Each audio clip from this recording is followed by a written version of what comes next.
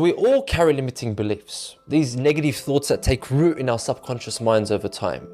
And some of these thoughts are so deeply ingrained, they manifest in self-doubt. And some of this self-doubt sounds something like, they don't like me, there must be something wrong with me. I've made too many mistakes, why would God forgive me? Thoughts often repeat themselves in a very subtle way, and they begin to shape our perceptions, our actions, and our behavior.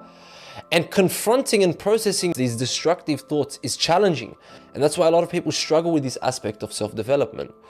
But this is where the power of dua comes in, the power of supplication. Now, dua is a special conversation that you have with God. And especially those du'as or the supplications that are narrated by the 12 Imams, the disciples of the Holy Prophet Muhammad, peace be upon him. Because they demonstrate a depth of communication that transcends our own limited vocabulary. They provide a framework for expressing our deepest emotions and confronting our inner struggles. If you were to read a dua like Dua Arafah for Imam Hussein or Dua Kumail for Imam Ali, you'll find within these spiritual masterpieces, the Imam has the ability to articulate the most profound emotional states that we can experience. For example, in Dua Kumail, listen to the words of the Imam. He says, "Oh Allah, forgive me for those sins which draw down adversities."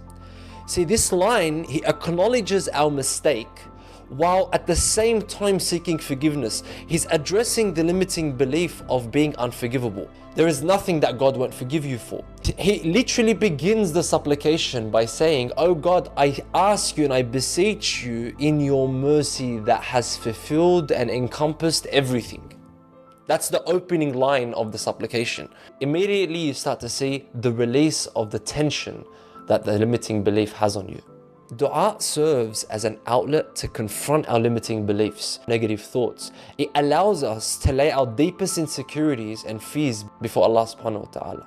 It provides a sacred space for self-reflection and for spiritual development. By being present and engaging with the dua, not just reading for the sake of completing, but reading for the sake of engaging, you're not just reciting words, you're participating in a spiritual experience.